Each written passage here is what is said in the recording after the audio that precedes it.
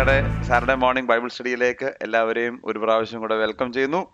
ഇന്ന് നമ്മുടെ 21ാമത്തെ സെഷനാണ്. അപ്പോസ്തല പ്രവൃത്തികൾ 19ാമത്തെ അധ്യായം. എല്ലാ വാക്യവും എല്ലാ അധ്യായവും ഒരുമിച്ച് നോക്കുവാൻ ദൈവം കൃപ തരുന്നു. അതിനായിട്ട് സ്തോത്രം ചെയ്യുന്നു. എനിക്ക് തോന്നുന്നു നമ്മുടെ ഈ അപ്പോസ്തല പ്രവൃത്തികളുടെ പഠനം നമ്മുടെ ജീവിതത്തിൽ മിഷനോടുള്ളൊരു താല്പര്യം വർദ്ധിപ്പിച്ചിട്ടുണ്ട് എന്ന് ഞാൻ വിശ്വസിക്കുന്നു. കർത്താവിന് വേണ്ടി ചിലതൊക്കെ ചെയ്തെടുക്കാനുള്ള കൃപ വരുന്ന ദിവസങ്ങളിൽ കർത്താവ് നമുക്ക് നൽകട്ടെ എന്ന് ഞാൻ പ്രാർത്ഥിക്കുകയാണ്. ഇന്ന് 19ാമത്തെ അധ്യായത്തിൽ കാണുന്ന വിഷയമെന്ന് പറയുന്നത് ഉണർവും കലഹവും കൂടെ ഒരുമിച്ച് നടക്കുന്നു. സുവിശേഷം എവിടെ പ്രസംഗിച്ചാലും രണ്ട് പ്രതികരണങ്ങളാണ് ഉണ്ടാകുന്നത്. ഒന്ന്, ഉണർവിൻ്റെ അനുഭവം, ആളുകൾ കർത്താവിൻ്റെ അടുക്കിലേക്ക് വരുന്നു. രണ്ട്, എന്താണ്? കലഹം, അതായത് പീഡനം, ഇതിനോടുള്ള എതിർപ്പ്. എന്നാൽ എഫെസോസിൽ നമ്മൾ കാണുന്നത് ഇത് രണ്ടും കൂടി ഒരുമിച്ച് ചേർന്നുള്ള ഒരു പ്രതികരണമാണ്. ഉണർവുണ്ടോ എന്ന് ചോദിച്ചു കഴിഞ്ഞാൽ ഭയങ്കര ഉണർവ്, ആ ഉണർവിനോട് ചേർന്ന് ഭയങ്കര കലഹവും. ഇത് രണ്ടും കൂടി ഒരുമിച്ച് കാണുന്ന ഒരു ഭാഗമാണ് എഫെസോസ്. എന്നാൽ യഥാർത്ഥ ഉണർവ് സംഭവിക്കുമ്പോൾ എന്താണ് നടക്കുന്നത് എന്നുള്ളതും കൂടെ കാണാനുള്ള ഒരു അധ്യായമാണ്. ഞാൻ കഴിഞ്ഞ പ്രാവശ്യം പറഞ്ഞായിരുന്നല്ലോ, നമ്മുടെ മാർച്ച് 31 നമ്മുടെ ഇവന്റ് 2 ഷോ ഉണ്ടെന്ന് പറഞ്ഞു. 2 ഷോ കാണത്തില്ല, സാങ്കേതികമായ ചില ഇഷ്യൂസ് ഉണ്ട്. ആക്ടേഴ്സിന് പിന്നെ കോസ്റ്റ്യൂം മാറാനൊന്നും അല്ലെങ്കിൽ തിരിച്ച് കൊണ്ടുവരാൻ പറ്റത്തില്ല. അതുകൊണ്ട് ഒരു ഷോയെ കാണത്തുള്ളൂ. 6 മണിക്കായിരിക്കും ഷോ. രജിസ്റ്റർ ചെയ്യാൻ ആഗ്രഹിക്കുന്നവർ നമ്മുടെ ഗ്രൂപ്പിൽ ഇട്ടിരിക്കുന്ന ലിങ്കിൽ എത്രയും പെട്ടെന്ന് രജിസ്റ്റർ ചെയ്യണം എന്ന് ഞാൻ I am requesting you. Okay, നമ്മളിപ്പോൾ എവിടെയാണ്? ഇപ്പോൾ ഞാൻ അണ്ടർലൈൻ ചെയ്ത് തെറ്റിപ്പോയി. നമ്മളിപ്പോൾ പൗലോസിന്റെ 3ാമത്തെ മിഷണറി ജേണിയിലാണ്. Third missionary journey. 18ാമത്തെ അധ്യായത്തിന്റെ 23 മുതൽ 21ാമത്തെ അധ്യായത്തിന്റെ 16 വരെ. അടുത്ത സെഷൻ, അതായത് 20ാമത്തെ അധ്യായം തുടങ്ങുമ്പോൾ ഒരുപാട് കാര്യങ്ങൾ പഠിക്കാനുണ്ട്. ഇപ്പോഴത്തെ നമ്മുടെ ബൈബിൾ സ്റ്റഡി എന്ന് പറയുന്നത് ചില കാര്യങ്ങളൊക്കെ നമ്മൾ വായിക്കുന്നു, എന്താണ് സംഭവിച്ചെന്നൊക്കെ അറിയുന്നത്. എന്നാൽ 20ാമത്തെ അധ്യായത്തിൽ പൗലോസിന്റെ മിഷണറി ജേണിയുടെ അവസാനത്തെങ്കിലേക്കൊക്കെ നമ്മൾ വരികയാണ്. അപ്പോൾ ഒരുപാട് കാര്യങ്ങൾ നമുക്ക് പഠിക്കാനുണ്ട്. സഭ എങ്ങനെ ആയിരിക്കണമെന്നൊക്കെ ഉള്ളതിനെക്കുറിച്ച് വളരെ ക്ലിയർ ആയിട്ടുള്ള ചില കാര്യങ്ങൾ 20ാമത്തെ അധ്യായത്തിൽ നമ്മളെ ഒരുപാട് ചാലഞ്ച് ചെയ്യുന്ന ചില ഭാഗങ്ങൾ 20ാമത്തെ അധ്യായം മുതൽ അങ്ങോട്ട് മുന്നോട്ട് പോവുകയാണ്.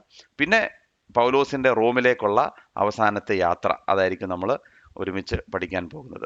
അപ്പോൾ ഈ മാപ്പ് ഞാൻ എപ്പോഴും കാണിക്കുന്നതിൻ്റെ ഉദ്ദേശം നമ്മുടെ മനസ്സിൽ ഇതൊന്ന് പൗലോസിന്റെ മിഷണറി യാത്രയെക്കുറിച്ചുള്ളൊരു ബോധ്യം ഉണ്ടാകണം. അതിനുവേണ്ടിയാണ് ഞാൻ ഈ മാപ്പ് എപ്പോഴും കാണിക്കുന്നത്. യെരുശലേമിൽ നിന്ന് അന്ത്യോക്യ, അന്ത്യോക്യയിൽ നിന്ന് ലൂസ്ത്ര, ലൂസ്ത്രയിൽ നിന്ന് ത്രോആസ്, ത്രോവാസിൽ നിന്ന് ഫിലിപ്പിയ, ഫിലിപ്പിയയിൽ നിന്ന് ബെറിയ, ബെറിയയിൽ നിന്ന് തെസലോനിക്ക, തെസലോനിക്കയിൽ നിന്ന് അഥേനിയായിരുന്നു കഴിഞ്ഞ പ്രാവശ്യം, അഥേനിയ നിന്ന് കൊരിന്തോസ്. ഇത്രയും ഭാഗങ്ങളാണ് നമ്മൾ പഠിച്ചത്.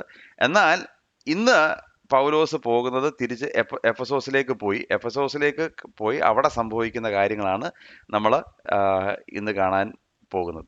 ഓക്കെ, നമുക്ക് നമ്മുടെ സെഷനിലേക്ക് കടക്കാം. 19ാമത്തെ അധ്യായത്തിന്റെ 1 മുതൽ 7 വരെയുള്ള വാക്യങ്ങൾ. ആക്ട്സ് 19:1-7. അപ്പൊല്ലോസ് കൊരിന്തിയിൽ ഇരിക്കുമ്പോൾ പൗലോസ് ഉൾപ്രദേശങ്ങളിലൂടെ സഞ്ചരിച്ച് എഫെസോസിലെത്തി ചില ശിഷ്യന്മാരെ കണ്ടു. നിങ്ങൾ വിശ്വസിച്ചിട്ട് പരിശുദ്ധാത്മാവിനെ പ്രാപിച്ചുവോ എന്ന് അവരോട് ചോദിച്ചതിന്, പരിശുദ്ധാത്മാവ് ഉണ്ടെന്ന് പോലും ഞങ്ങൾ കേട്ടിട്ടില്ല എന്ന് അവർ പറഞ്ഞു. എന്നാൽ ഏതായിരുന്നു നിങ്ങളുടെ സ്നാനം എന്ന് അവരോട് ചോദിച്ചതിന്, യോഹന്നാന്റെ സ്നാനം എന്ന് അവർ പറഞ്ഞു. അതിന് പൗലോസ്, യോഹന്നാൻ മാനസാന്തര സ്നാനം അത്രേ കഴിപ്പിച്ചത്, തൻ്റെ പിന്നാലെ വരുന്നവനായ യേശുവിൽ വിശ്വസിക്കണമെന്ന് ജനത്തോട് പറഞ്ഞു എന്ന് പറഞ്ഞു. ഇത് കേട്ടാറെ അവർ കർത്താവായ യേശുവിൻ്റെ നാമത്തിൽ സ്നാനമേറ്റു. പൗലോസ് അവരുടെ മേൽ കൈവച്ചപ്പോൾ പരിശുദ്ധാത്മാവ് അവരുടെ മേൽ വന്ന് അവർ അന്യഭാഷകളിൽ സംസാരിച്ച് പ്രവചിച്ചും ചെയ്തു. ആ പുരുഷന്മാരെല്ലാം കൂടി 12ഓളം ആയിരുന്നു. ഇവിടെ നമ്മൾ കാണുന്നത് ഒരു ട്രാൻസിഷൻ. അപ്പം ഞാൻ കഴിഞ്ഞ പ്രാവശ്യം പറഞ്ഞു, ഈ അപ്പോസ്തല പ്രവർത്തികൾ എപ്പോഴും നമ്മൾ കാണേണ്ടത് ട്രാൻസിഷൻ ഫേസ്. ട്രാൻസിഷൻ. പത്രോസ് കർത്താവിനെ അറിയുന്നു, എന്നാൽ പത്രോസിന്റെ മനോഭാവത്തിന്റെ ട്രാൻസിഷൻ അപ്പോസ്തല പ്രവർത്തികൾ കാണുന്നു. അങ്ങനെയാണ് കൊർന്നേല്യോസുമായിട്ടുള്ള ബന്ധത്തിൽ ഇത് ജാതികൾ കൂടെയുള്ള സുവിശേഷമാണെന്നുള്ള ബോധ്യം. അത് കഴിയുമ്പോൾ പത്രോസിന് മാത്രമല്ല, യെരുശലേമിലെ സഭ ട്രാൻസിഷനിലൂടെ കടന്നു പോകുന്നു. എന്താണ് ട്രാൻസിഷൻ? പരിച്ഛേദനയുടെ ആവശ്യമില്ല. ഞങ്ങളൊക്കെ പരിച്ഛേദനക്കാരാണെങ്കിലും അതിൻ്റെ ആവശ്യമില്ല. കൃപയാലാണ് നമ്മൾ കർത്താവിങ്കിലേക്ക് വരുന്നത്. അതിനുശേഷം എന്താ കാണുന്നത്? അപ്പൊല്ലോസ് എന്ന് പറയുന്ന വ്യക്തിയെ കഴിഞ്ഞ പ്രാവശ്യം നമ്മൾ കണ്ടു. അദ്ദേഹത്തിന്റെ ട്രാൻസിഷൻ, അദ്ദേഹം യോഹന്നാന്റെ സുവിശേഷം കേട്ട് യേശു കർത്താവ് മശിയാണെന്ന് വിശ്വസിച്ചു. എന്നാൽ പരിശുദ്ധാത്മാവ് എന്താണെന്നോ, സഭയുടെ ചരിത്രം എന്താണ്, സഭയുടെ തുടക്കം എന്താണെന്നോ, പരിശുദ്ധാത്മാവ് പെന്തിക്കോസ് നാളിൽ വന്ന കാര്യം ഇതൊന്നും അറിയത്തില്ല. അക്കില്ലായും പ്രസില്ലയും കൂടാണ് ഇദ്ദേഹത്തെ ഇതിന്റെ ഈ ട്രാൻസിഷനിൽ നിന്ന് പഠിപ്പിച്ചത്. അതുപോലെ തന്നെ ദാ വരുന്നു 12 പേര്. കർത്താവിലൊക്കെ വിശ്വസിക്കുന്നുണ്ട്, ട്രാൻസിഷൻ പീരീഡ് ആണ്. പക്ഷെ എന്താണ് പരിശുദ്ധാത്മാവ്, എന്താണ് പരിശുദ്ധാത്മാവിന്റെ റോള്, ഇതൊന്നും അറിഞ്ഞുകൂടാ. അപ്പോൾ അവിടെ അടുത്ത ട്രാൻസിഷൻ നമ്മൾ കാണുകയാണ്. അപ്പൊ പൗലോസിന്റെ വാക്തത്വ പ്രകാരം തിരിച്ച് എഫെസോസിൽ മടങ്ങി ചെല്ലുന്നു. അവിടെ ചെല്ലുമ്പോൾ ചില ശിഷ്യന്മാരെ കാണുന്നു. ശിഷ്യന്മാരെന്ന് പറഞ്ഞാൽ അവർ രക്ഷയുടെ അനുഭവം വന്നിട്ടുണ്ടെന്ന് ഗ്യാരണ്ടി ഒന്നുമില്ല. അവര് യോഹന്നാൻ പറഞ്ഞ കാര്യങ്ങളൊക്കെ വിശ്വസിച്ച് കർത്താവായ യേശുക്രിസ്തു മശിഹ എന്നുള്ള ബോധ്യം അവർക്കുണ്ടായിരുന്നു. അപ്പോൾ ഇവിടെ നമ്മൾ മനസ്സിലാക്കുന്ന ഒരു കാര്യം, ഇവര് സ്നാനപ്പെട്ടത് യോഹന്നാന്റെ സ്നാനമാണ്. യോഹന്നാന്റെ സ്നാനം എന്ന് പറഞ്ഞാൽ, ഇപ്പൊ ഇവിടെ നിങ്ങൾ മനസ്സിലാക്കേണ്ട ഒരു കാര്യം, ഈ സ്നാനം എന്ന് പറയുന്ന പ്രക്രിയ, അത് പുതിയ നിയമത്തിൽ മാത്രം കാണുന്ന ഒരു കാര്യമല്ല. പഴയ നിയമത്തിൽ സെറിമോണിയൽ ലോയുടെ ഭാഗമായ ഒരു സ്നാനം കാണാം. ലേവ്യർ അവരുടെ മേൽ തളിക്കണം, അതായത് അത് ഒരു ടൈപ്പ് ഓഫ് സ്നാനമാണ് എന്ന് പറഞ്ഞതുപോലെ പഴയ നിയമത്തിൽ ഒരു സെറിമണി, ഒരു ചടങ്ങ് ഉണ്ടായിരുന്നു. ആ സ്നാനത്തിന്റെ തുടർമാനമായിട്ടാണ് യോഹന്നാൻ എന്താണ് ചെയ്തത്? മാനസാന്തരത്തിൽ, പാപത്തെ എതിർത്ത് മാനസാന്തരത്തിന്റെ അനുഭവത്തിൽ വരുന്നവരെല്ലാം യോർദാനിൽ സ്നാനം കഴിപ്പിച്ചു. എന്ന ട്രാൻസിഷനാണ്, ഓർത്തോണം. ആ സ്നാനത്തിന് ഇന്ന് പ്രസക്തിയില്ല, പക്ഷെ അതൊരു ട്രാൻസിഷൻ പീരീഡാണ് യോഹന്നാൻ സ്നാപകൻ. അപ്പോൾ ഈ കേട്ടവർ പറഞ്ഞു, ഞങ്ങൾ സ്നാനം ഏറ്റു. ഏത് സ്നാനം ഏറ്റത്? ഞങ്ങൾ യോഹന്നാന്റെ സ്നാനമാണ് ഏറ്റത്. അപ്പോൾ അവരോട് സുവിശേഷം പ്രസംഗിക്കുന്നു, സത്യം അവരോട് പറയുന്നു. ആ പറഞ്ഞതിൽ അവർ വിശ്വസിക്കുമ്പോൾ എന്താണ് സംഭവിക്കുന്നത്? അവർ യേശുക്രിസ്തുവിന്റെ പക്ഷത്തേക്ക് വരുന്നു. യേശുക്രിസ്തുവിന്റെ പക്ഷത്തേക്ക് വരുമ്പോൾ എന്താണ് സംഭവിക്കുന്നത്? കർത്താവ് യേശുക്രിസ്തുവിന്റെ നാമത്തിൽ സ്നാനമേൽക്കുന്നു. അതിനുശേഷം പൗലോസ് അവന്റെ കൈ അവരുടെ മേൽ വെക്കുമ്പോൾ അതിന്റെ അടയാളം എന്ന് പറഞ്ഞാൽ സഭയുടെ ഭാഗമാക്കുവാൻ, സാർവത്രികമായ സഭ, അത് യൂണിവേഴ്സൽ ചേർച്ചിന്റെ ഭാഗമാകുവാൻ ഇവരെ ക്ഷണിക്കുമ്പോൾ പരിശുദ്ധാത്മാവിന്റെ നിറവ് ഇവർക്കുണ്ടാകുന്നു. അവരെല്ലാവരോടും ഒരുമിച്ച് ഞങ്ങൾ ഒരു പരിശുദ്ധാത്മാവിന്റെ നിറവ് പ്രാപിച്ചതാണെന്ന് ലോകത്തോട് പ്രസ്താവിക്കുന്നു. അവിടെ പരിശുദ്ധാത്മാവിന്റെ വരങ്ങൾ അവർക്ക് ലഭിക്കുന്നു. അപ്പോൾ ഇതാണ് ഇവിടെ കാണുന്നത്. അറിവില്ലായ്മയിൽ സംഭവിച്ചത് അവർക്ക് അറിഞ്ഞുകൂടാ. എന്നാൽ ലഭിച്ച അറിവിനനുസരിച്ച്, ലഭിച്ച വെളിപ്പാടിനനുസരിച്ച് അവരുടെ ജീവിതത്തെ അവർ ക്രമീകരിച്ചു. അപ്പോൾ പഴയ നിയമത്തിൽ എങ്ങനെയാണ് ദൈവം രക്ഷിച്ചത്? പുതിയ നിയമത്തിൽ എങ്ങനെയാണ് ദൈവം രക്ഷിക്കുന്നത്? രക്ഷിക്കുന്നത് എപ്പോഴും യേശുക്രിസ്തുവിന്റെ രക്തത്താലൂടെ മാത്രമാണ്. എന്നാൽ പഴയ നിയമത്തിലുള്ള പല വിശുദ്ധന്മാർക്കും എന്താണ്, അവർക്കിതിൻ്റെ സത്യങ്ങൾ അറിയത്തില്ല, അവർക്കതിൻ്റെ ആഴങ്ങൾ അറിയത്തില്ല. എന്നാൽ പുതിയ നിയമത്തിൽ ജീവിക്കുന്ന നമുക്ക് ഈ സത്യങ്ങളെല്ലാം യേശുക്രിസ്തുവിലൂടെ വളരെ വ്യക്തമായി വെളിപ്പെട്ട് കിട്ടിയിട്ടുണ്ട് എന്നുള്ളതാണ് എൻ്റെ സത്യം. അപ്പോൾ ഈ 12 പേരെ പൗലോസ് അവർക്ക് വചനത്തിലൂടെ അവരെ ഉറപ്പിക്കുന്നു, അവർക്ക് പരിശുദ്ധാത്മാവിൻ്റെ സ്നാനം ലഭിക്കുന്നു. ഓക്കെ, ഇനി എനിക്കിവിടെ നിങ്ങളുടെ ഒരു ചെറിയ ശ്രദ്ധയ്ക്ക് പൗലോസിൻ്റെ ആ ഷെഡ്യൂൾ ഒന്ന് പെട്ടെന്ന് നോക്കാം കേട്ടോ. ഡീറ്റെയിൽഡ് അല്ല, പക്ഷെ പെട്ടെന്നൊന്ന് നോക്കാം. കർത്താവിൻ്റെ വേലയുമായി ബന്ധപ്പെട്ട് നിൽക്കുന്ന എല്ലാവരും, എല്ലാ വിശ്വാസികളും കർത്താവിൻ്റെ വേലയുമായി ബന്ധപ്പെട്ട് നിൽക്കണം എന്ന് വിശ്വസിക്കുന്ന ഒരാളാണ് ഞാൻ. അപ്പോൾ എങ്ങനെയായിരിക്കണം ഷെഡ്യൂൾ എന്നുള്ളത് ഇവിടെ നമുക്കൊന്ന് വളരെ രസകരമായി കാണാൻ സാധിക്കും. അപ്പോസ്തല പ്രവർത്തികൾ 19-ാമത്തെ അധ്യായത്തിൽ 8 മുതൽ 12 വരെ, വേഴ്സസ് 8 to 12. പിന്നെ അവൻ പള്ളിയിൽ ചെന്ന് ദൈവരാജ്യത്തെക്കുറിച്ച് സമ്മതിപ്പിച്ചും കൊണ്ട് 3 മാസത്തോളം പ്രാഗൽഭ്യത്തോടെ പ്രസംഗിച്ചു. 3 മാസം. എന്നാൽ ചിലർ കഠിനപ്പെട്ട് അനുസരിക്കാതെ പുരുഷാരത്തിന്റെ മുമ്പാകെ ഈ മാർഗത്തെ ദുഷിച്ചപ്പോൾ അവൻ അവരെ വിട്ട് ശിഷ്യന്മാരെ വേർതിരിച്ചു. തുറന്നോസിന്റെ പാഠശാലയിൽ ദിനം പ്രതി സമ്പാദിച്ചു പോന്നു. അത് 2 സംവത്സരത്തോളം നടക്കയാൽ ആസിയയിൽ പാർക്കുന്ന യഹൂദന്മാരും യവന്മാരും എല്ലാം കർത്താവിന്റെ വചനം കേൾപ്പാനിടയായി. ദൈവം പൗലോസ് മുഖാന്തരം അസാധാരണമായ വീരപ്രവർത്തികളെ ചെയ്യിക്കിയാൽ അവന്റെ മെയ്മേൽ നിന്ന് റുമാലും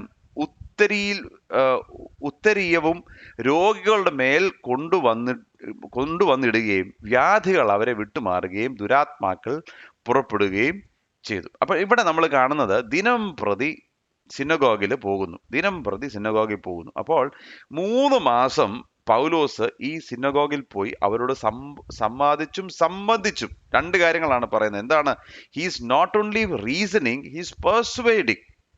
അതാണ് പ്രിയമുള്ളവരെ, നമ്മൾ ചിലപ്പോൾ ആളുകളെ സമ്മതിപ്പിക്കണം എന്ന് പറഞ്ഞ് നിർബന്ധിച്ച് അടിച്ചേൽപ്പിക്കുക എന്നുള്ളതല്ല അതിൻ്റെ അർത്ഥം.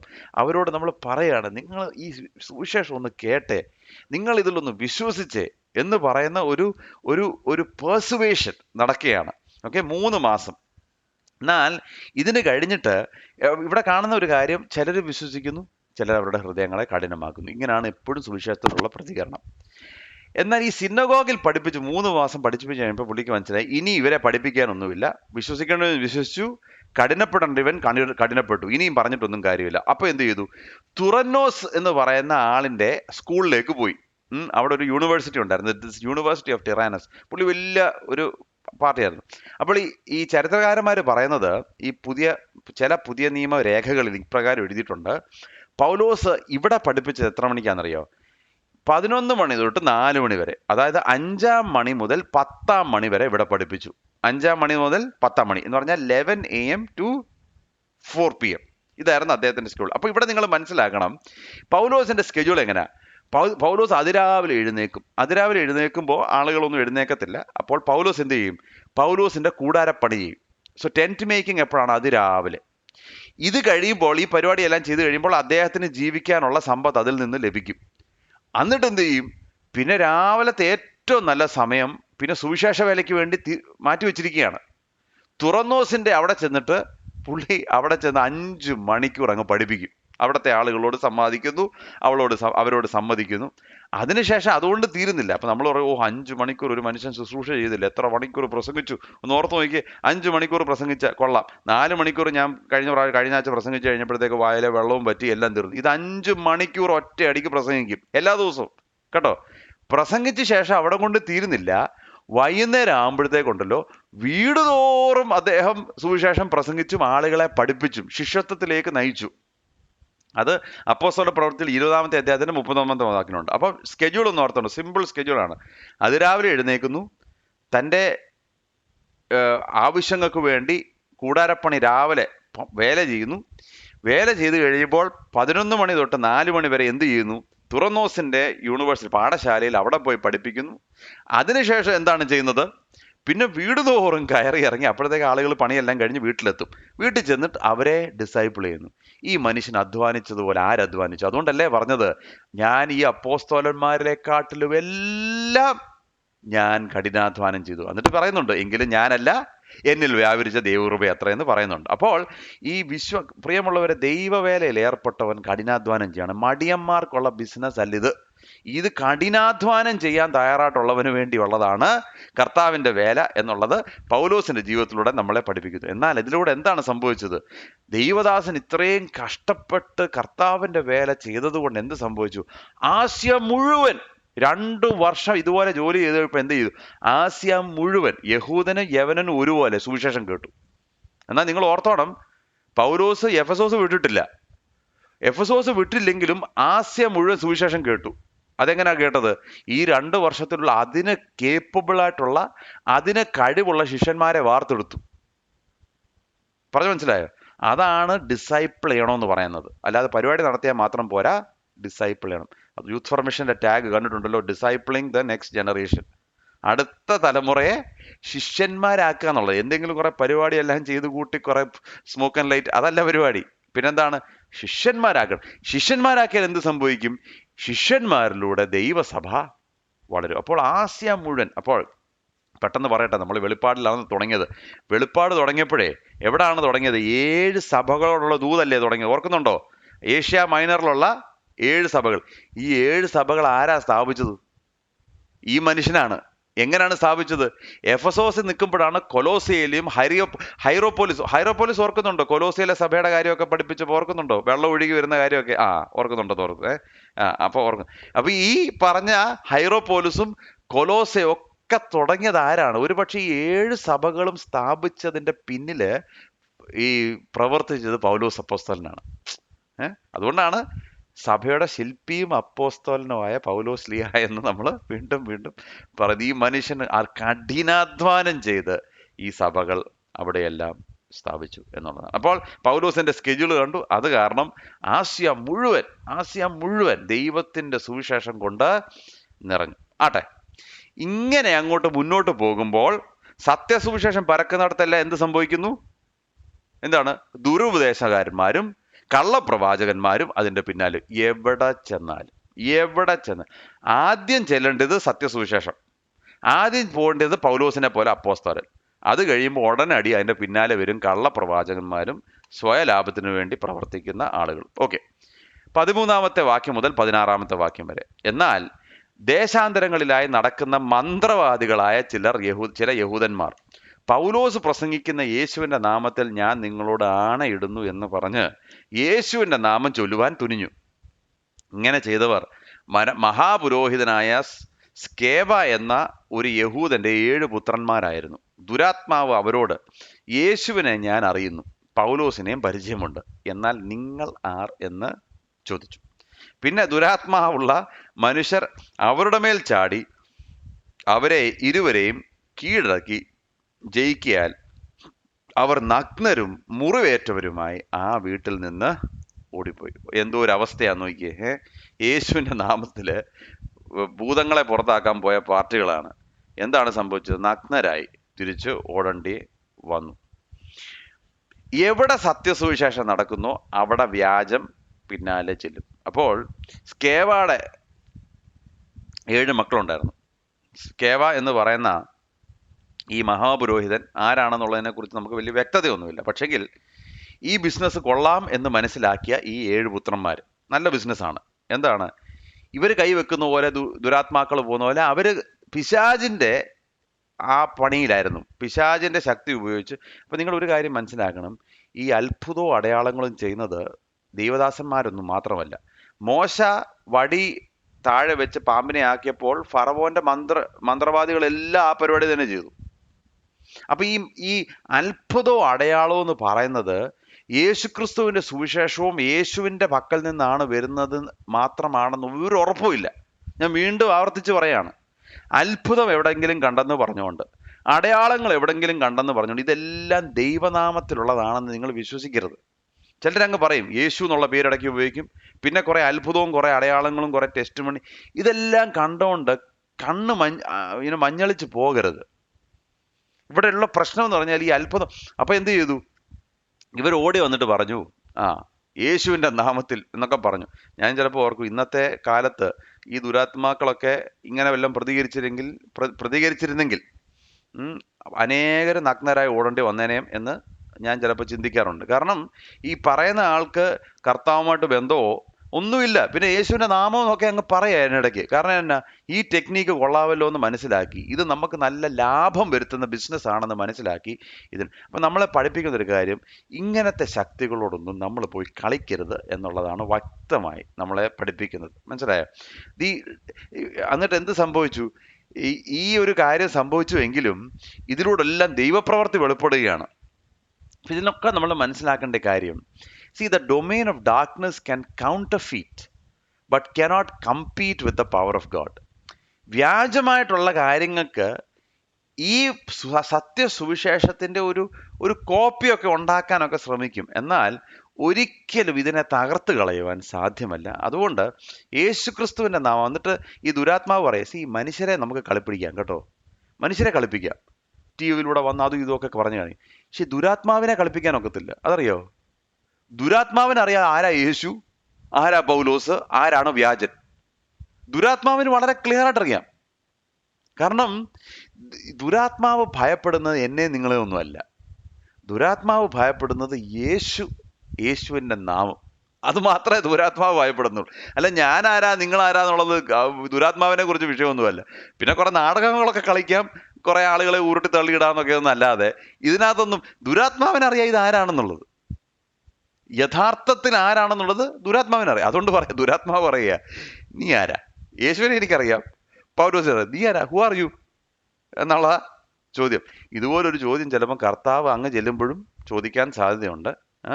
നിങ്ങൾ ദുരാത്മാവിനെയൊക്കെ ഓടിച്ചു വിട്ടു, ഒക്കെ ശരി, സമ്മതിച്ചു, പക്ഷെ നിങ്ങൾ ആരാ, ഹു ആർ യു എന്ന് ചോദിക്കാനും സാധ്യതയുണ്ട്. അതുകൊണ്ട് അത്ഭുതങ്ങളും അടയാളങ്ങളും is never proof that a man is a servant of Christ. കേട്ടോ, അത്ഭുതം ചെയ്തതുകൊണ്ടോ അടയാളം ചെയ്തതുകൊണ്ടോ ഒരുവൻ യേശുക്രിസ്തുവിന്റെ ദാസനാണെന്നുള്ളതിന്റെ തെളിവ് അല്ല എന്നുള്ളത് വളരെ വ്യക്തമായിട്ട് മനസ്സിലാക്കണം. എന്നാൽ കർത്താവിന്റെ ശക്തിയെ ലോകത്തോട് പറഞ്ഞറിയിക്കാൻ അത്ഭുതങ്ങളും അടയാളങ്ങളും ചെയ്യും എന്നുള്ളതും നമ്മൾ മനസ്സിലാക്കണം. ഓക്കെ, ഇനി നമ്മൾ ഉണർവിലേക്ക് വരികയാണ്. ഇതെല്ലാം സംഭവിച്ചു കഴിഞ്ഞപ്പോഴത്തേക്ക് പെട്ടെന്ന് ഉണർവ് വരികയാണ്.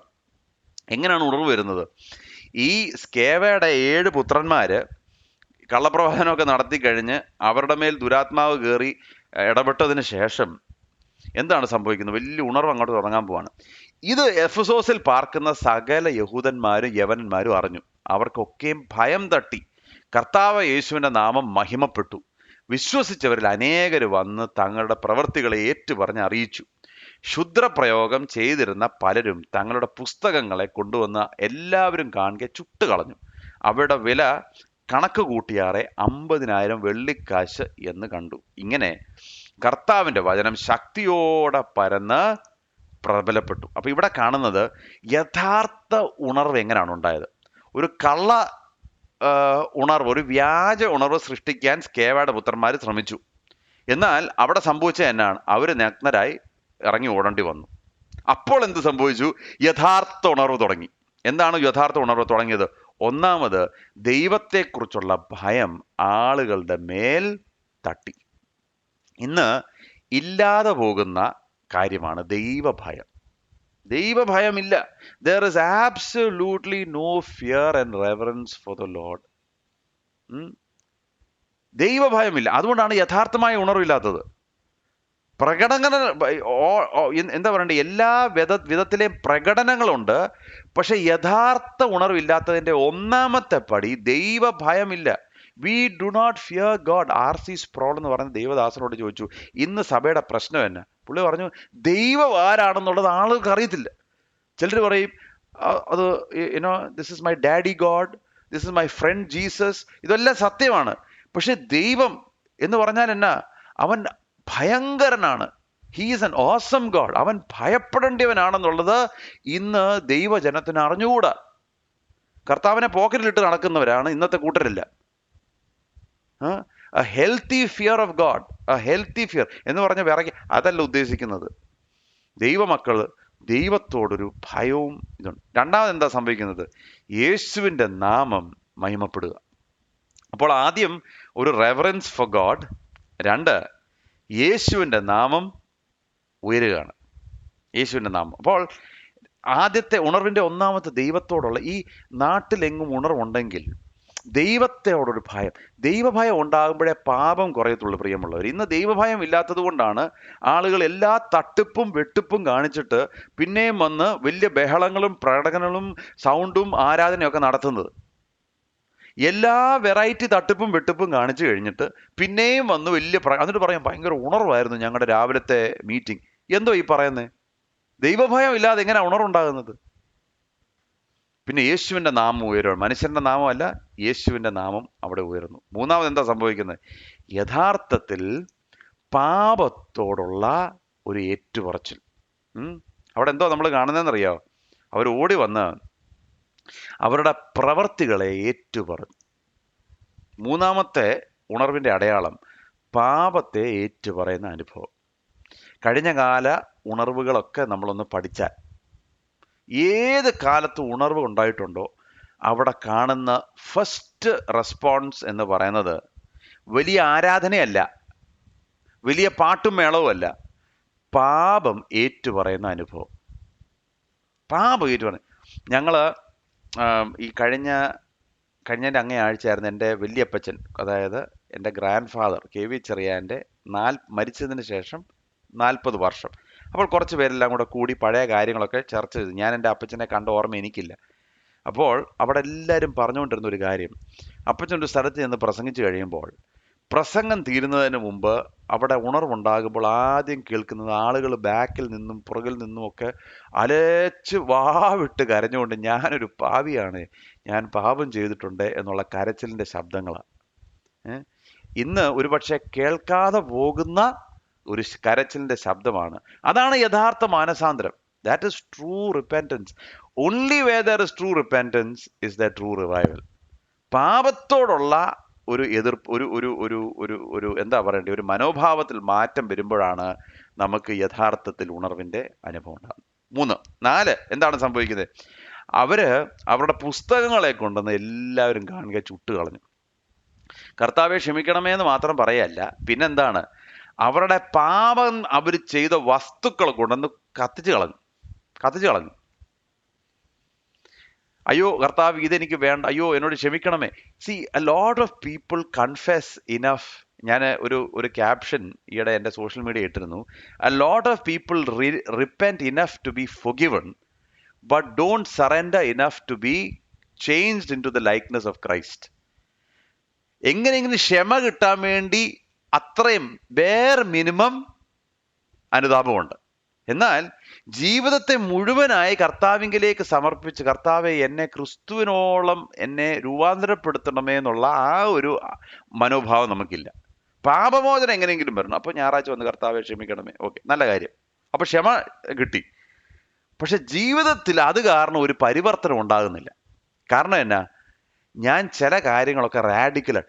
ചില കാര്യങ്ങൾ മുറിച്ചു മാറ്റണം, ചില കാര്യങ്ങളോട് ടാറ്റാ പറയണം, ചില കാര്യങ്ങൾ കത്തിച്ച് കളയണം, ചില കാര്യങ്ങൾ പൊട്ടിച്ച് കളയണം, ചിലത് വീട്ടിൽ നിന്ന് പുറത്തൊക്കെ ഇറക്കി കളയണം. എന്നാൽ മാത്രമേ യഥാർത്ഥ ഉണർവുണ്ടാകത്തുള്ളൂ. അപ്പോൾ ഇവിടെ എഫെസോസിൽ നടന്നത് എന്നാണെന്നറിയോ?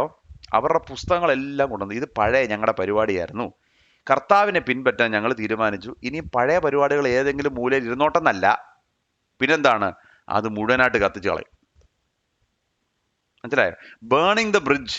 യാതൊരു കാരണവശാലും കർത്താവിൽ നിന്ന് എന്നെ മാറ്റിയ ഒരു കാര്യവും എൻ്റെ ജീവിതത്തിലോ എൻ്റെ ഭവനത്തിലോ എൻ്റെ കുടുംബത്തിലോ അതിന് സ്ഥാനം കാണത്തില്ല എന്നുള്ളത് തീരുമാനിച്ച് ഒരിക്കലും തിരിച്ചെടുക്കാൻ പറ്റാത്ത വിധത്തിൽ അതിനെ കത്തിച്ച് കളഞ്ഞു. അതിനെ ഒരു മുറിയിലിട്ട് പൂട്ടിയെന്നല്ല പറഞ്ഞത്, അതിനെ കത്തിച്ച് കളഞ്ഞു പുസ്തകങ്ങൾ. അപ്പോൾ പ്രിയമുള്ളവരെ, this is called radical discipleship, radical behaviour change. കർത്താവ് എന്നോടും നിങ്ങളോടും ചില കാര്യങ്ങൾ ആവശ്യപ്പെട്ടാൽ അതിനെ മുഴുവനായി നമ്മുടെ ജീവിതത്തിൽ നിന്ന് മാറ്റിക്കളയുന്ന വിധത്തിൽ തീരുമാനമെടുക്കണം. ചിലതിനോട് ബായ് പറയണം, ഇനിയില്ല, കഴിഞ്ഞു, ആ ചാപ്റ്റർ കഴിഞ്ഞു. ചില ബന്ധങ്ങൾ അതോടെ തീരണം. പിന്നെ അത് മാത്രമല്ല, അതിൻ്റെ വില എത്രയായിരുന്നറിയോ? 50,000 വെള്ളിക്കാശ്. ഇത് നമുക്ക് ആവശ്യമില്ല, എന്നാലൊരു കാര്യം ചെയ്യാം, ഇത് വിറ്റ് നമുക്ക് അങ്ങ് കാശാക്കിയാലോ? നോ. പാപത്തിൻ്റെ ശമ്പളം കാരണം കിട്ടിയതാണെങ്കിൽ, പാപത്തിനെ കോസ് ചെയ്യുന്ന ഒരു കാര്യമാണെങ്കിൽ, അതിൽ നിന്ന് എനിക്ക് ഒരു ലാഭവും വേണ്ട, നഷ്ടം വന്നാലും കത്തിച്ച് കളയും. ഈ പലപ്പോഴും ഇസ്രായേൽ മക്കളുടെ ജീവിതത്തിൽ പറ്റിപ്പോയത്, കർത്താവ് പൂർണ്ണമായി നശിപ്പിക്കണമെന്ന് പറഞ്ഞ കാര്യത്തെ അവർ പറഞ്ഞു, ഞങ്ങളുടെ വ്യാപാരത്തിന് ഞങ്ങൾക്ക് ലാഭമുണ്ടെന്ന് വിചാരിച്ച് അവർ ആ ഒരു കാര്യം കേട്ടില്ല. ചിലതൊക്കെ എന്നേക്കുമായിട്ട് മാറ്റി വെക്കണമെന്ന് കർത്താവ് പറഞ്ഞു. അവർ പറഞ്ഞു, ഞങ്ങളത് മാറ്റിവെക്കാം, പക്ഷെങ്കിൽ അവരെ ഞങ്ങൾക്ക് ആവശ്യമുണ്ട്, കാരണം ഞങ്ങളുടെ ട്രേഡിന് അത് യൂസ്ഫുൾ ആണ്. കർത്താവ് മുഴുവനായിട്ട് കളയണമെന്ന് പറഞ്ഞതാണ്, പക്ഷെ നമ്മുടെ ട്രേഡിന് ആവശ്യമായിട്ടുള്ള ചില കാര്യങ്ങൾ എടുത്തു വെച്ചു. അതാണ് അവരുടെ ജീവിതത്തിൻ്റെ പരാജയത്തിനായി തീർന്നത്. അപ്പോൾ എഫെസോസിൽ യഥാർത്ഥ ഉണർവാണ്. ഞാൻ മുമ്പേ പറഞ്ഞ പോലെ ഡയാന ദേവിയുടെയും അർത്തിമിസ് ദേവിയുടെയും ഒക്കെ വലിയ പാപത്തിൻ്റെ ചേറ്റക്കുഴിയായിരുന്ന ഈ എഫെസോസിൽ സുവിശേഷം അങ്ങോട്ട് പരന്നു കഴിഞ്ഞപ്പോഴത്തേക്ക് റിയൽ റിവൈവലാണ്. റിയൽ റിവൈവൽ നടക്കുമ്പോൾ എന്താ സംഭവിക്കുന്നത്? ഭയം ആളുകളുടെ ഉള്ളിലേക്ക് വരുന്നു, ദൈവഭയം, ഹെൽത്തി ഫിയർ ഓഫ് ഗോഡ്. യേശുവിൻ്റെ നാമം ഉയരുന്നു. പിന്നെ പാപങ്ങൾ ഏറ്റുപറയുന്നു, റാഡിക്കൽ ഡിസൈപ്പിൾഷിപ്പ്. പിന്നെന്താണ്? ഏത് വില കൊടുത്തും 50,000 വെള്ളിക്കാശ് എന്ന് പറഞ്ഞാൽ ഉണ്ടല്ലോ, ഇന്നത്തെ $15 to 16 million ആണ്. അതാണ് ആളുകൾ പറയുന്നത്, $15 to 16 million എന്ന് പറഞ്ഞാൽ ഇനി എത്ര വില കൊടുക്കേണ്ടി വന്നാലും കർത്താവിനെ പിൻപറ്റാൻ തീരുമാനിച്ച വില കൊടുത്തിരിക്കുമെന്ന് തീരുമാനിക്കുന്ന ആളുകൾ. പിന്നെന്താണ്? ദൈവവചനം എല്ലായിടത്തും പരക്കുകയാണ്. അത് കഴിയുമ്പോൾ ദൈവവചനത്തിന് പ്രയോറിറ്റി കൊടുക്കുകയാണ്. യഥാർത്ഥ ഉണർവെന്ന് പറഞ്ഞാൽ ഇതെല്ലാം കഴിയുമ്പോൾ ദൈവവചനത്തിന് പ്രയോറിറ്റി. ചിലർ ഉണർവ് യോഗങ്ങളെന്ന് പറയും കേട്ടോ, ഭയങ്കര ഉണർവാണ്. ദൈവവചനം പ്രസംഗിക്കാൻ തുടങ്ങുമ്പോൾ ഉറങ്ങാൻ തുടങ്ങും. ദൈവവചനം മാത്രം വേണ്ട, പിന്നെന്താ വേണം? ബാക്കി എല്ലാ പരിപാടിയും വേണം. കൊട്ട് വേണം, പാട്ട് വേണം, ബഹളങ്ങൾ വേണം, ചവിട്ടിപ്പൊളിക്കണം, എല്ലാ പരിപാടിയുണ്ട്. ദൈവവചനത്തിന് മുമ്പിൽ ആ പുസ്തകം അങ്ങോട്ട് തുറന്ന് 4 വാക്യം വരുമ്പോഴത്തേക്ക് അവരുടെ ഉണർവും പോയി, സകലവും പോയി. അങ്ങനല്ല ഉണർവ്. ഉണർവെന്ന് പറഞ്ഞാൽ അപ്പോഴത്തേക്ക് ദൈവവചനത്തിനോട് ഉള്ളിൽ നിന്ന് ഭയങ്കര ഒരു താല്പര്യമാണ്, അല്ലേ? അതാരും പ്രസംഗിക്കേണ്ട കാര്യമൊന്നുമില്ല. ആ പുസ്തകം തുറന്നാൽ തന്നെ അതിനകത്ത് വ്യാപരിക്കുന്നൊരു ദൈവശക്തി. അതല്ലേ? അതിനോടൊരു സ്നേഹം, അതാണ് ഉണർവിന്റെ ലക്ഷണം. ചിലരാണെങ്കിൽ ഭയങ്കര ഉണർവിന്റെ ആളുകളാണ്, പക്ഷെ പുസ്തകം തുറന്ന് വായിക്കാൻ പോലും അവർക്ക് പറ്റത്തില്ല, അപ്പോഴത്തേക്ക് ഉറങ്ങിപ്പോവും. അപ്പോൾ ഇതാണ് യഥാർത്ഥ ഉണർവിന്റെ ലക്ഷണങ്ങൾ, ഇതാണ് യഥാർത്ഥ ഉണർവ്. അപ്പോൾ എഫെസോസ് ഇതുപോലെ നശിച്ചു കിടന്നൊരു സ്ഥലത്ത് ദൈവത്തിന്റെ കർത്താവിന്റെ സുവിശേഷം എത്തിയപ്പോൾ ദാ വരുന്നു ഉണർവ്. എന്നാൽ ഇവിടെ നിങ്ങൾ മനസ്സിലാക്കേണ്ട വേറൊരു കാര്യം, ഉണർവ് കഴിയുമ്പോൾ ഒരു കലഹം ഉണ്ടാകുക. ഈ കലഹത്തിന്റെ ഇടയിൽ ഒരു ഭാഗം നമുക്ക് രണ്ട് വാക്യം വായിക്കാം. 21, 22, 21 and 22. ഇത് കഴിഞ്ഞിട്ട് പൗലോസ് മക്കദ്യോനിയിലും അഖായിലും കൂടെ കടന്ന് യെരുശലേമിലേക്ക് പോകണമെന്ന് മനസ്സിൽ നിശ്ചയിച്ചു. ഞാൻ അവിടെ ചെന്ന ശേഷം റോമയും കാണണമെന്ന് പറഞ്ഞു. തനിക്ക് ശുശ്രൂഷ ചെയ്യുന്നവരിൽ തിമത്യോസ്, എരസ്തോസ് എന്ന രണ്ടുപേരെ മക്കദ്യോനിയയിലേക്ക് അയച്ചിട്ട് താൻ കുറെ കാലം ആസിയയിൽ താമസിച്ചു. അപ്പോൾ ഇനി പൗലോസ് എന്ത് ചെയ്യുക? യെരുശലേമിലേക്ക് തിരിച്ചു പോവുക. യെരുശലേമിൽ പോയി അവിടെ കേന്ദ്രം അടിക്കാനല്ല, പിന്നെ റോമിലേക്ക് പോകണം. ഇതാണ് പൗലോസിന്റെ അവസാനത്തെ ആഗ്രഹം. എങ്ങനെയും റോമിൽ ചെന്ന് അവിടെ ചെന്ന് സുവിശേഷം പറയണം. റോമാണല്ലോ അന്നത്തെ കേന്ദ്രം. അപ്പൊ തിരിച്ചു പോകണം. എന്നാൽ യെരുശലേമിലേക്ക് പോകുന്ന വഴിയിൽ തീരുമാനിച്ചു അഖായയിലും മക്കദോനിയയിലും കൂടെ പോകണം. അതെന്തിന് ഈ അഖയിലും മക്കദോനിയയിലും പോകാൻ തീരുമാനിച്ചത്? 3 വർഷത്തെ വളരെ ശക്തമായ ശുശ്രൂഷ എഫെസോസിൽ ചെയ്തു കഴിഞ്ഞപ്പോൾ യെരുശലേമിലേക്ക് മക്കദോനിയയിലും അഖയിലും പോയി. ഈ മക്കദോനിയ എവിടെ കിടക്കുന്നു, അഖയ എവിടെ കിടക്കുന്നു? രണ്ട് ദിക്കിലാണ് കിടക്കുന്നത്. അപ്പൊ ഞാൻ പോകുന്ന വഴിക്ക്, ഞാനിപ്പം കോട്ടയം പോവുക, കോട്ടയം പോകുന്ന വഴിക്ക് ഞാൻ ചങ്ങനാശ്ശേരിയിൽ നിർത്താൻ തീരുമാനിച്ചു എന്ന് പറയുന്നത് കുഴപ്പമില്ല. അല്ലെങ്കിൽ ഞാൻ പോകുന്ന വഴിയിൽ ഞാൻ വേറൊരു സ്ഥലത്ത് നിർത്താൻ തീരുമാനിച്ചു മനസ്സിലാക്കാം. പക്ഷെങ്കിൽ ഞാൻ കോട്ടയത്തോട്ട് പോകുന്ന വഴിയിൽ ഞാൻ തിരുവനന്തപുരത്ത് പോയിട്ട് തിരിച്ച് ചങ്ങനാശ്ശേരി വന്നിട്ട് കോട്ടയത്ത് പോകാന്ന് പറഞ്ഞാൽ അതിനകത്ത് എന്തെങ്കിലും അർത്ഥമുണ്ടോ? ഒരർത്ഥവും ഇല്ല. പിന്നെ എന്തിനാ പൗലോസ് അത് ചെയ്തത്? ഈ അഖായയും മക്കദോനിയയും 2 സ്ഥലത്ത് കിടക്കുന്ന സ്ഥലത്തേക്ക് പോകാനുള്ള കാരണമില്ല. ഇതിനൊറ്റ കാരണമുള്ളൂ, അത് നിങ്ങൾ ശ്രദ്ധിക്കണം. ഇതിന്റെ കാരണം എന്ന് വെച്ചാൽ യെരുശലേം സഭയിൽ സാമ്പത്തികമായ ആവശ്യത്തിലുണ്ടായിരുന്ന ആളുകളുണ്ടായിരുന്നു. ഈ മക്കദോനിയയിലെ അഖായിലെ സഭയുടെ പ്രത്യേകത എന്ന് പറഞ്ഞു കഴിഞ്ഞാൽ അവർ ഔദാര്യമായി ദൈവമക്കൾക്ക് കൊടുക്കുന്ന 2 സഭകളായിരുന്നു. പൗലോസിന് അതറിയാം. അപ്പൊ പൗലോസ് എന്നാ ചെയ്തു? ഇവർക്ക് വേണ്ടി പണം ശേഖരിക്കുക. പൗലോസ് തനിക്ക് വേണ്ടി പണം ശേഖരിക്കാൻ ഒരിക്കലും ആഗ്രഹിച്ചില്ല കേട്ടോ. തനിക്ക് വേണ്ടി താൻ എല്ലായിടത്തും പോയി 5 മണിക്കൂർ 8 മണിക്കൂർ എല്ലാം പ്രസംഗിച്ച് തനിക്ക് വേണ്ടി ഒന്ന്. പിന്നെ കിട്ടുന്നത് ആർക്ക് വേണ്ടിയാ? യെരുശലേമിലെ സഭ, ആവശ്യമുള്ളവരുണ്ട്, അവിടെ ആവശ്യത്തിനും ഭാരത്തിനുമായിട്ടുള്ള ആളുകൾ, അവർക്ക് വേണ്ടി. അപ്പോൾ ജാതികളുടെ ഇടയിൽ നിന്ന് വന്ന സഭ യെരുശലേമിലെ കൊടുക്കുന്ന സഭ, യെരുശലേം അതായത് ഈ പേരന്റ് ചർച്ചിനെ ഹെൽപ്പ് ചെയ്യുന്ന ഒരു മെത്തേഡിലേക്ക് വരികയാണ്. അപ്പോൾ അവർ മക്കദോനിയയിലെ സഭയും അഖായിലെ സഭയും പറഞ്ഞു ഞങ്ങൾ കൊടുക്കാം. പൗലോസ് അത് കളക്ട് ചെയ്യാൻ വേണ്ടിയാണ് ഈ 2 സ്ഥലങ്ങളിലേക്ക് പോകുന്നത്. എന്നാൽ പോകുന്നതിന് മുമ്പ് 2 ശിഷ്യന്മാരെ, തിമോത്തിയോസിനെയും എരസ്തോസിനെയും 2 പേരെയും മക്കദോനിയയിലേക്ക് പോകുന്നത് എന്തിനു വേണ്ട? ഈ പ്രീ വർക്ക് ചെയ്യാൻ. പൗലോസ് അങ്ങ് എത്തുന്നതിന് മുമ്പ് ബേസ് വർക്ക് ചെയ്യാൻ വേണ്ടി ഇവരെ 2 പേരെയും അയക്കുന്നു. അപ്പോൾ ഇതൊറ്റ കാരണമാണ് പൗലോസിനെ സംബന്ധിച്ചോളം എങ്ങനെ യെരുശലേമിന്റെ സഭയിലെ ആവശ്യങ്ങൾക്ക് കൊടുക്കാൻ നമുക്ക് ഫണ്ട് റേസ് ചെയ്യാൻ പറ്റും. അതിനുവേണ്ടി അദ്ദേഹം സ്വന്തം സഭയെ, നിങ്ങൾ ഓർത്തോണം കേട്ടോ, സ്വന്തമായ പ്രോജക്റ്റും ഒന്നുമല്ല, മറ്റുള്ളവർക്ക് വേണ്ടി അദ്ദേഹത്തിന്റെ ജീവിതത്തിന്റെ സകലതും അദ്ദേഹം ചെലവായി പോകുന്നു. എന്നാൽ ഇത് കഴിയുമ്പോൾ എന്താണ് സംഭവിക്കുന്നത്? വലിയ ഉണർവാണ്. ഉണർവിന് ശേഷം കലഹം. അപ്പോൾ എവിടെ ഉണർവുണ്ടാകുന്നു അതിന്റെ പിന്നാലെ ദാണ്ട് വരുന്നു കലഹം. അപ്പോൾ 23 മുതൽ 27 വരെയുള്ള വാക്യങ്ങൾ. ആ കാലത്ത് ഈ മാർഗത്തെ ചൊല്ലി വലിയ കലഹമുണ്ടായി. വെള്ളി കൊണ്ട് അർത്തമീസ് ദേവിയുടെ ക്ഷേത്ര രൂപങ്ങളെ തീർക്കുന്ന ദെമത്രിയോസ് എന്ന തട്ടാൻ തൊഴിൽക്കാർക്ക് വളരെ ലാഭം വരുത്തി വന്നു. അവൻ അവരെ ആ വകയിൽ ഉൾപ്പെട്ട വേലക്കാരെയും കൂട്ടിവരുത്തി. പുരുഷന്മാരെ, നമ്മുടെ സമ്പാദ്യം ഈ തൊഴിൽ കൊണ്ട് ആകുന്നു എന്ന് നിങ്ങൾക്ക് ബോധ്യമല്ലോ. എന്നാൽ ഈ പൗലോസ് എന്നവൻ കയ്യാൽ തീർത്തത് ദേവന്മാരല്ല എന്ന് പറഞ്ഞുകൊണ്ട് എഫെസോസിൽ മാത്രമല്ല മിക്കവാറും ആസിയയിലൊക്കെയും വളരെ ജനങ്ങളെ സമ്മതിപ്പിച്ച് മറിച്ചു കളഞ്ഞു എന്ന് നിങ്ങൾ കണ്ടും കേട്ടും ഇരിക്കുന്നുവല്ലോ. അതിനാൽ നമ്മുടെ ഈ കാര്യം ആക്ഷേപത്തിലാകുവാൻ അടുത്തിരിക്കുന്നതുമല്ലാതെ അർത്തമീസ് മഹാദേവിയുടെ ക്ഷേത്രം ഏതുമില്ല എന്ന് വരികയും ആസ്യ മുഴുവൻ ഭൂതലവും ഭജിച്ചു ഭജിച്ചു പോരുന്നവളുടെ മാഹാത്മ്യം ഒടുങ്ങിപ്പോവുകയും ചെയ്യുമെന്ന് പറഞ്ഞു. അപ്പോൾ ഇവിടെ എന്താണ് സംഭവിക്കുന്നത്? ഈ മാർഗത്തെ ചൊല്ലി വലിയ കലഹമുണ്ട്. പണ്ടത്തെ ആദിമ ക്രിസ്ത്യാനികളെ വിളിച്ചുകൊണ്ടിരുന്നത് പീപ്പിൾ ഓഫ് ദ വേ, മാർഗക്കാർ എന്നാണ്. ഞാൻ പറഞ്ഞത് കേരളത്തിലും അങ്ങനെയാണ് വിളിച്ചുകൊണ്ടിരുന്നത്, മാർഗക്കാർ. ദെമത്രിയോസ് എന്ന് പറയുന്ന ഒരു പാർട്ടിയുണ്ട്. ഈ ദെമത്രിയോസ് അന്ന് ഈ വെള്ളി കൊണ്ട് തീർക്കുന്ന ഈ തട്ടാന്മാര്, അതിൻ്റെ ഒരു കോർഡിനേറ്റർ ആയിരുന്നു. സുവിശേഷം ആസിയയിലെല്ലാം പടർന്നപ്പോൾ, എഫെസോസിലൊക്കെ പടർന്നപ്പോൾ എന്താണ് സംഭവിച്ചത്? ഇനി ഈ ക്ഷേത്രത്തിനും ഒക്കെ ഈ വെള്ളി കൊണ്ടുണ്ടാക്കുന്ന ഈ പല രൂപങ്ങളുണ്ടല്ലോ, ആർത്തമീസ് ദേവിയുടെ രൂപങ്ങൾ, അങ്ങനെയൊക്കെ ഉണ്ടാക്കുന്നവർക്ക് അവരുടെ ബിസിനസ്സിനെ ബാധിച്ചു തുടങ്ങിക്കഴിഞ്ഞപ്പോൾ എന്താണ് സംഭവിച്ചത്? ഇദ്ദേഹം എല്ലാവരും കൂടെ കൂട്ടി കലഹം ഉണ്ടാക്കി. അപ്പോൾ സുവിശേഷം എല്ലാ ബിസിനസ്സിനും നല്ലതല്ല കേട്ടോ. ചിലരൊക്കെ പറയും സുവിശേഷം എന്ന് പറഞ്ഞാൽ നിന്റെ ബിസിനസ്സിനെ വർദ്ധിപ്പിക്കും. അങ്ങനൊന്നുമല്ല, അങ്ങനെയുള്ള പരിപാടിയല്ല. ചിലയിടത്ത് സത്യസുവിശേഷത്തിലേക്ക് കടന്നു വന്നതുകൊണ്ട് പലരുടെയും ബിസിനസ് തകർന്നു പോയത് എനിക്കറിയാം. സത്യസുവിശേഷത്തിലേക്ക് പോകുന്നുണ്ട്. എൻ്റെ സ്വന്തം അങ്കിൾ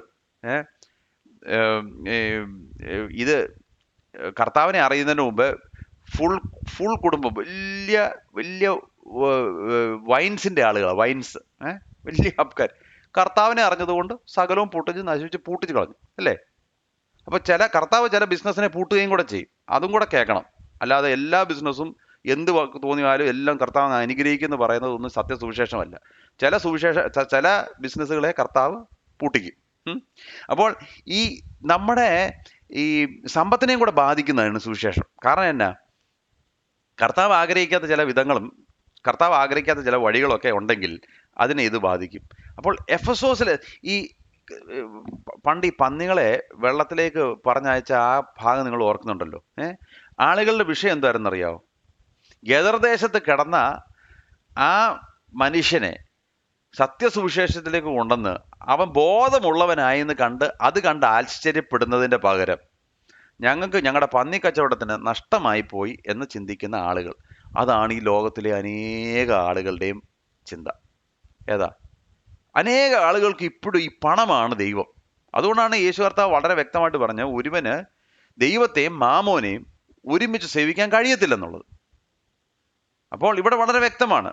അപ്പോൾ ഇവിടെ ഒരു ഭയങ്കര ഇമ്പാക്റ്റാണ് ഈ പറയുന്ന ദെമത്രിയോസ്. 3 യോഹന്നാൻ 12-ാമത്തെ അധ്യായത്തിൽ വായിക്കുന്ന ദെമത്രിയോസ് ഇത് തന്നെ ആകണമെന്നില്ല. എനിക്ക് തോന്നുന്നു അത് വേറെ ദെമത്രിയോസ്. കാരണം ദെമത്രിയോസ് എന്ന് വളരെ കോമൺ ആയിട്ടുള്ളൊരു നെയിമാണ്. എന്നാൽ ഇവിടെ നമ്മൾ മനസ്സിലാക്കുന്നത് എന്നാണെന്നറിയോ? ഇദ്ദേഹം തന്നെ മനസ്സിലാക്കുന്നുണ്ട് എഫെസോസിലും ആസിയയിലും സുവിശേഷം പടർന്ന് പന്തലിക്കുന്നുണ്ടെന്നുള്ള കാര്യം മനസ്സിലാകുന്നുണ്ട്. അപ്പോൾ നിങ്ങളൊന്ന് ചിന്തിക്കണം, ഈ ഒരു മനുഷ്യൻ്റെ ഇമ്പാക്റ്റ് എന്തുവാണ്? പൗലോസ് ഒരു സ്ഥലത്തിരുന്നു, അദ്ദേഹം തനിയെ അവിടെ നിൽക്കുന്നു. ഈ എഫെസോസ് പോലെ അധാർമികത നിറഞ്ഞൊരു സ്ഥലം വേറെയില്ല. അവിടെ ചെല്ലുന്നു, കുറച്ച് നാൾ പ്രസംഗിക്കുന്നു. 2 വർഷം പ്രസംഗിച്ചു കഴിഞ്ഞപ്പോഴത്തേക്ക് ആളുകൾ കർത്താവിൻ്റെ ഭാഗത്തേക്ക് വരുന്നു. അവരുടെ പുസ്തകങ്ങളെ കത്തിക്കുന്നു. അവിടുത്തെ ഈ അർത്തമീസ് ദേവിയുടെ ബിസിനസ്, അതുമായിട്ട് ബന്ധപ്പെട്ട ബിസിനസ് തകർന്നു പോകും. ഒന്ന് ഓർത്ത് നോക്കി, ഒരു മനുഷ്യൻ അവിടെ ചെല്ലുമ്പോൾ എന്തൊക്കെയാ സംഭവിക്കുന്നത്? അതിൻ്റെ വ്യവസായത്തിൻ്റെ അവസ്ഥ മാറുന്നു. അതുമാത്രമല്ല അവിടുത്തെ ധാർമ്മികമായ നിലവാരം മാറുന്നു. അതുമാത്രമല്ല ക്ഷുദ്രക്കാര് അവിടെ നിന്ന് മാനസാന്തരപ്പെടുന്നു. അവിടുത്തെ റിലീജിയസ് സിസ്റ്റം മാറുന്നു. അവിടുത്തെ പുസ്തകങ്ങൾ കത്തിക്കുന്നു. ഒരു മനുഷ്യൻ ഒരു പട്ടണത്തിൽ ചെന്നതാണ്. അതുകൊണ്ടാണ് പറയുന്നത് ഇവർ ലോകത്തെ കീഴ്മേൽ മറിച്ചവരാന്ന്. അപ്പം ഞാൻ ചോദിക്കട്ടെ, നമ്മളൊരു പട്ടണത്തിൽ ചെന്ന് 1 വർഷം നിന്നെന്ന് വിചാരിക്കുക, എന്ത് സംഭവിക്കുന്നു പ്രിയമുള്ളവർ? എന്തെങ്കിലും സംഭവിക്കുന്നുണ്ടോ? നമ്മളോട് തന്നെ ചോദിക്കും. ഞാൻ എന്നോട് തന്നെ ചോദിക്കണം. ഞാനൊരു സ്ഥലത്ത് വന്ന് പാർക്കാൻ തുടങ്ങിയിട്ട് 7 വർഷമായി. കർത്താവേ, ഈ ദേശത്ത് എന്ത് സംഭവിക്കുന്നു? ലോകത്തെ കീഴ്മേൽ മറിക്കാൻ പറ്റുന്നുണ്ടോ? ചില കച്ചവടക്കാരൊക്കെ അവരുടെ കച്ചവടം പൂട്ടുന്നുണ്ടോ? ചില പുസ്തകങ്ങളൊക്കെ കത്തിക്കുന്നുണ്ടോ? ചില പരിപാടികളൊക്കെ നിർത്തലാക്കുന്നുണ്ടോ? നമ്മളോട് തന്നെ ചോദിക്കണ്ടേ? അല്ലെങ്കിൽ നമ്മുടെ ജീവിതത്തിൽ നമ്മൾ ശോധന ചെയ്യണം. ഒരു മനുഷ്യൻ ഒരു സ്ഥലത്ത് പോയിട്ട് എന്തുമാത്രം പ്രശ്നങ്ങളാണ്, ഇൻ ദ ഗുഡ് വേ, എന്തുമാത്രം പ്രശ്നങ്ങളാണ് ഉണ്ടാക്കിയെന്ന് നോക്കി. എന്നാൽ ഇവിടെ നമ്മൾ കാണുന്നത് ഇങ്ങനത്തെ കലഹം ഉണ്ടാകുന്നത് എല്ലാ സ്ഥലത്തും ഒരേ വിധത്തിലാണ്. ഇന്ന് നമ്മൾ വടക്കേന്ത്യയിൽ കാണുന്നതും സെയിം. അതെങ്ങനെയാണ് ഈ കലഹം ഉണ്ടാകുന്നത്? നമുക്ക് വായിക്കാം 28-34. അവർ ഇത് കേട്ട് ക്രോധം നിറഞ്ഞവരായി. അപ്പൊ ഭയങ്കര ക്രോധം, അതാണ് തുടക്കം. എഫേസ്യരുടെ അർത്തമീസ് മഹാദേവി എന്ന് ആർത്തു.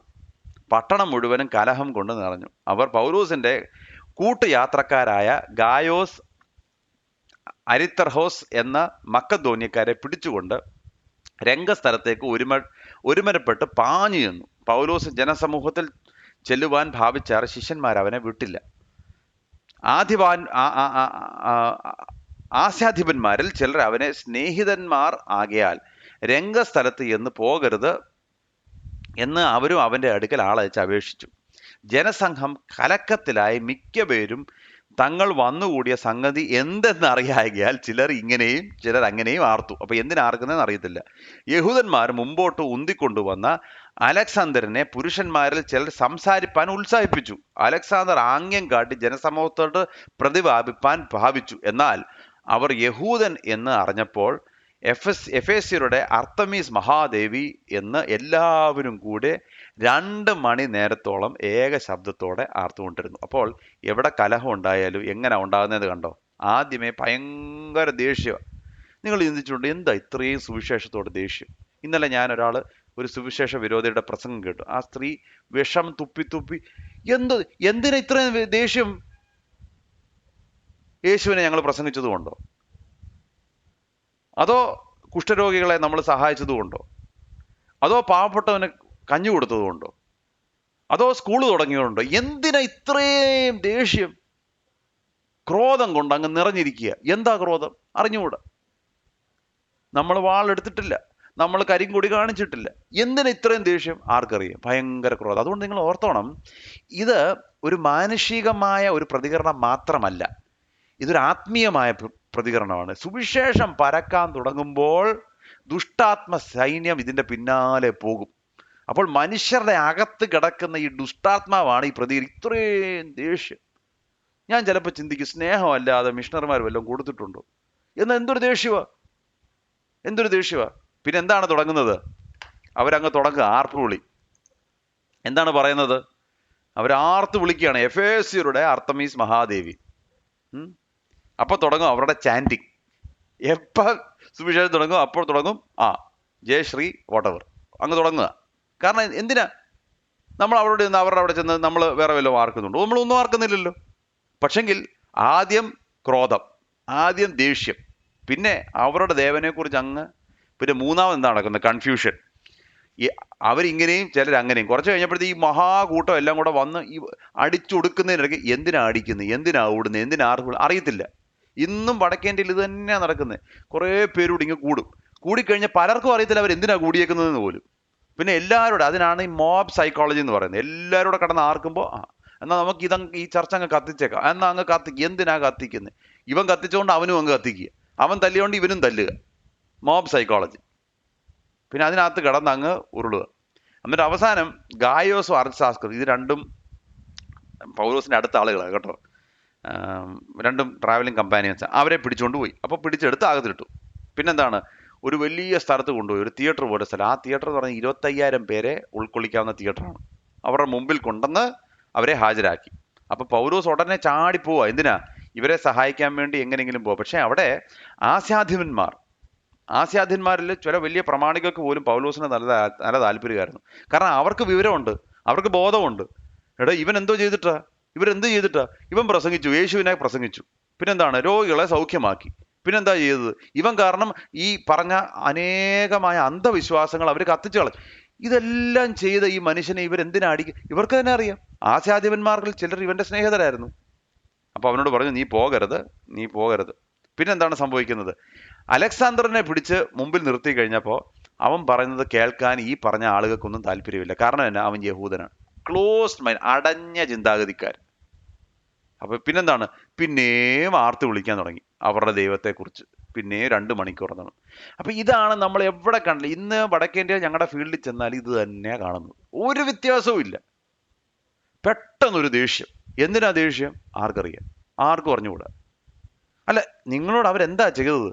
ഇല്ല, അവർ ചെയ്തത് ഞങ്ങളുടെ കുഞ്ഞുങ്ങളെ പഠിപ്പിച്ചു, ഞങ്ങളുടെ അനാഥരെ നോക്കി, ബസ്സിന് നടന്നപ്പോൾ അവരെ നോക്കി, വൈദ്യസഹായം ചെല്ലാഞ്ഞ സമയത്ത് ഡോക്ടർമാർ വൈദ്യസഹായം കൊടുക്കും. അതാണ് ചെയ്തത്. ഓക്കെ, പിന്നെ എന്താണ് നിങ്ങൾക്ക് ഇത്രയും വലിയ ദേഷ്യം? യേശുവിനെ പ്രസംഗിച്ചു, അത് ശരിയാണ്. അതിപ്പോൾ ഞങ്ങൾക്ക് ചേരിക്കാനൊക്കത്തില്ലല്ലോ, ഇപ്പം ചേരിക്കാനൊക്കത്തില്ലല്ലോ. നമ്മൾ സമാധാനത്തോടെ യേശു ക്രിസ്തു നിന്നെ സ്നേഹിക്കുന്നു, യേശു ക്രിസ്തു ലോകരക്ഷകൻ, അല്ലാതെ എന്തോ നമ്മൾ പ്രസംഗിച്ച് ഇതാണ്. പക്ഷെ ദേഷ്യം. അത് കഴിയുമ്പോൾ അവരുടെ ദേവന്മാരെ കുറിച്ചുള്ള വലിയ ചാൻറ്റ്, അത് കഴിയുമ്പോൾ പിടിച്ചുകൊണ്ട് പോകുന്നു, ആളുകളുടെ മുമ്പിൽ നിർത്തുന്നു. അത് മാത്രമല്ല, പിന്നെ ഈ അടഞ്ഞ ചിന്താഗതി, പിന്നെ എന്തെങ്കിലും ആരെങ്കിലും പറഞ്ഞാൽ, ഇനി അവരുടെ ആളുകൾ തന്നെ എന്തെങ്കിലും ബോധ്യം പറഞ്ഞാൽ അത് കേൾക്കാൻ പോലും പിന്നെ മനസ്സില്ല, പിന്നെയും അവരുടെ ദേവന്മാരെ ഇത് പറയും. ഇതാണ് പ്രിയമുള്ളവരെ നമ്മൾ കാണുന്നത്. കാരണം ഇതിന്റെ പിന്നിൽ വ്യാപരിക്കുന്ന ഒരു ദുഷ്ടാത്മ ശക്തിയുണ്ട്. ആളുകളുടെ ഇമോഷന്റെ മണ്ടയ്ക്ക് വർക്ക് ചെയ്യുന്ന ഒരു ദുഷ്ടാത്മ ശക്തി. അപ്പോൾ ആളുകൾക്ക് അവർക്ക് തന്നെ, ഗ്രഹാം സ്റ്റെയിൻസിന്റെ വണ്ടി കത്തിച്ച് ദാരാസിംഗ് പറഞ്ഞ ആ സമയത്ത് എന്തോ നടക്കുന്ന തരത്തിൽ എല്ലാവരുടെ കയറിയാൻ കത്തിക്കുക. എന്തിനാടാ ഒരു മനുഷ്യനെയും 2 പിഞ്ചു കുഞ്ഞുങ്ങളെയും കത്തിക്കുന്നെന്നുള്ളത് ഈ ഒരു മനുഷ്യർക്കും മനസ്സിലാകത്തില്ല. ആരെങ്കിലും അവര് തുറക്കാൻ ശ്രമിക്കുമ്പോൾ ഡോർ പിന്നെ അടച്ച് പിന്നെയും പെട്രോൾ അടിച്ച് കൊത്തി. എന്തോ ഇത് മൃഗീയമായ എന്തോ ആ മനുഷ്യൻ ചെയ്ത്, എന്തോ ഗ്രഹാം സ്റ്റെയിൻസ് ചെയ്ത്. ഒരു മനുഷ്യനും തൊടാത്ത കുഷ്ഠരോഗികളെ നോക്കി, അതല്ലയോ ചെയ്തത്. അത്രയും നാളും ബരിപ്പാട എന്ന് പറയുന്ന സ്ഥലത്ത് ഒരു മനുഷ്യൻ കടന്നു ചെല്ലാത്ത സ്ഥലത്ത് ഈ മനുഷ്യൻ തൻ്റെ ജീവിതവും കുടുംബവും എല്ലാം വേണ്ടെന്ന് വെച്ച് സകല സൗകര്യങ്ങളും മാറ്റിവെച്ച് ആ കുഷ്ഠരോഗികളെ അവരോട് ചേർത്ത് നിർത്തി സഹായിച്ചു. ഇതല്ലയോ ആ മനുഷ്യൻ ചെയ്തത്. എന്നാ കിട്ടിയത്? എല്ലാവരോടും ചേർത്ത് ആ മനുഷ്യനെ കത്തിച്ചു കളഞ്ഞു. ഇതല്ലയോ ചെയ്തത്. എന്തിനാ ഇന്ന് ചോദിക്കണം ദാരാസിംഗിനോട്, എന്തിനാ കത്തിച്ചത്? പുള്ളിക്ക് എന്നെ അറിയത്തില്ല എന്തിനാ കത്തിച്ചത്. മോബ് സൈക്കോളജി ഇതിന്റെ പുറകിൽ വർക്ക് ചെയ്യുന്ന ഒരു വലിയ, എല്ലാ അജണ്ടയുടെ പുറകിലും മനുഷ്യന്റെ ബുദ്ധി മാത്രമല്ല പ്രിയമുള്ളവരെ, ഇതിന്റെ പുറകിൽ ഒരു ഒരു ഒരു ഡിമോണിക് അജണ്ട ഉണ്ട്. അതുകൊണ്ടാണ് നമ്മുടെ യുദ്ധം ഈ പറയുന്ന മാംസരക്തങ്ങളോടല്ല. അത് നമ്മൾ എപ്പോഴും ഓർത്തോണം. ഇയാൾ പവറി വരുന്നോ, ഇയാൾ പറയും, ഇതൊന്നും അല്ല വിഷയം. നമ്മൾ ഉപവാസത്താലും പ്രാർത്ഥനയാലും ദൈവസന്നിധിയിലിരിക്കുക. കർത്താവേ, നിന്റെ രാജ്യം വരണം, ഞങ്ങൾക്ക് ഇതൊന്നും ചെയ്യാനൊക്കത്തില്ല. അവര് കത്തിച്ചെന്ന് പറഞ്ഞ് നമുക്ക് എന്തെങ്കിലും കത്തിക്കാൻ പറ്റുമോ? അവര് വാളെടുത്തെന്ന് പറഞ്ഞുകൊണ്ട് നമുക്ക് വാളെടുക്കാൻ പറ്റുമോ? അവരെന്തെങ്കിലും പറഞ്ഞെന്ന് പറഞ്ഞ് നമുക്ക് അങ്ങനെ പറയാൻ പറ്റുമോ? നമുക്ക് പറയാനൊക്കത്തില്ല. അവര് ചിലപ്പം പറയും, ഞങ്ങൾ മിണ്ടാതിരിക്കത്തില്ല, ഞങ്ങളോട് പ്രതികരിക്കുന്ന അതേ വിധത്തിലായിരിക്കും ഞങ്ങൾ പ്രതികരിക്കുന്നു.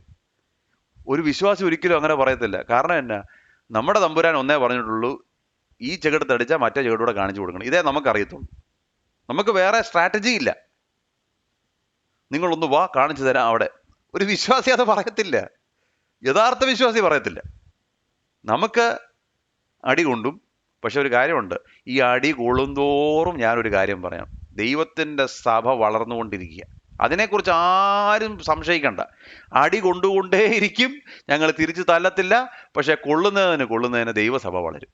അതിനകത്ത് യാതൊരു സംശയവും ആർക്കും വേണ്ട. അപ്പോൾ ഇതാണ് റയറ്റിൻ്റെ ക്യാരക്ടറിസ്റ്റിക്സ്. അതിനുശേഷം കുറച്ച് സമാധാനം.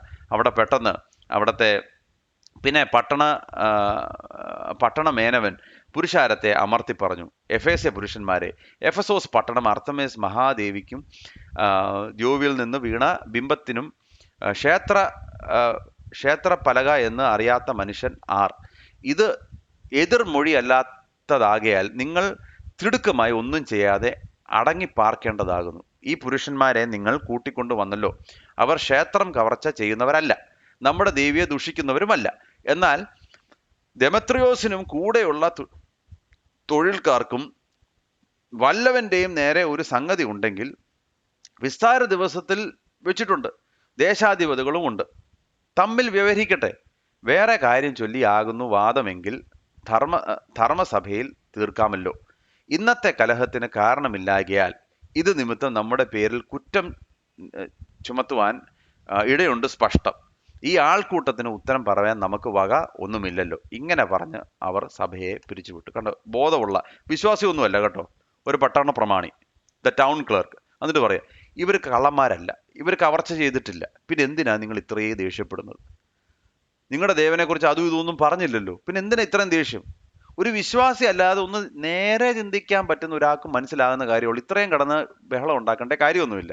ദെമത്രിയോസിന് എന്തെങ്കിലും ഇഷ്യൂ ഉണ്ടെങ്കിൽ അദ്ദേഹം അത് ന്യായാധിപ സംഘത്തിൽ അല്ലെ കോർട്ടിൽ കൊണ്ടുപോകട്ടെ എന്ന് പറഞ്ഞ് അവരെ ആശ്വസിപ്പിച്ചു. അതോടെ അവിടെ സമാധാനം വരികയാണ്.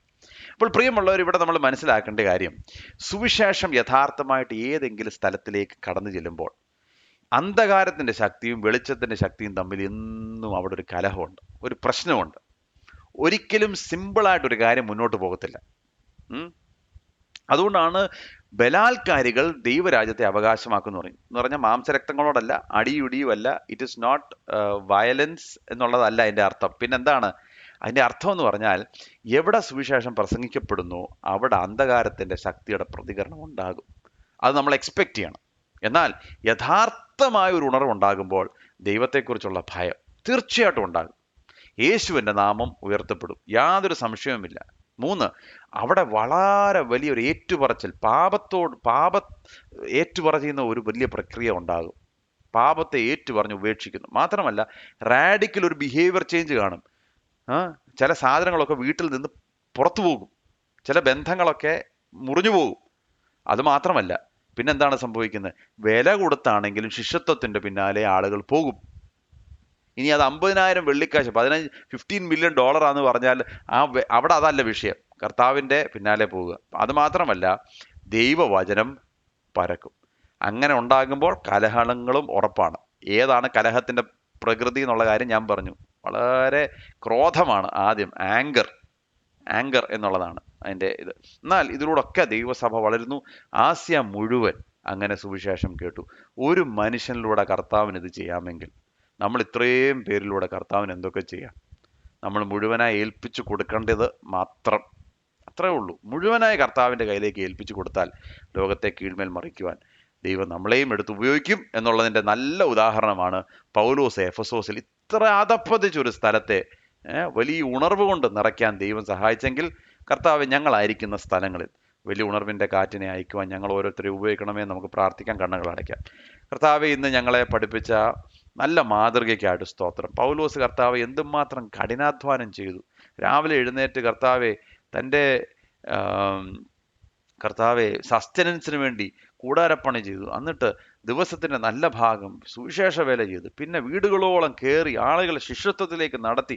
കർത്താവെ, 2 വർഷം കൊണ്ട് ആസ്യ മുഴുവൻ സുവിശേഷം കേൾക്കുന്ന വിധത്തിൽ യവന്മാരുടെ ഇടയിലും യഹൂദന്മാരുടെ ഇടയിലും കർത്താവ് അതിശക്തമായി ഉപയോഗിച്ചല്ലോ. കർത്താവെ, അതിനായിട്ട് ഞങ്ങൾ സ്തോത്രം ചെയ്ത് ഞങ്ങളെ എടുത്ത് ഉപയോഗിക്കണമെന്ന് പ്രാർത്ഥിക്കുന്നു. യഥാർത്ഥമായ ഉണർവിൻ്റെ കാറ്റ് കർത്താവെ, ഈ ബഹളങ്ങളും പ്രകടനങ്ങളുമല്ല, ട്രൂ റിവൈവൽ ഞങ്ങളുടെ ദേശത്തും അയക്കണമേ എന്ന് പ്രാർത്ഥിക്കുന്നു. അതിന് ഞങ്ങൾ ഉണരണമല്ലോ, അതിൻ്റെ ഉണർവിൻ്റെ കാറ്റിനെ അയക്കണമേ എന്ന് പ്രാർത്ഥിക്കുന്നു. പ്രാർത്ഥന കേട്ടതുകൊണ്ട് സ്തോത്രം. യേശു മുഖാന്തരം യാചിക്കുന്ന കൃപയോടെ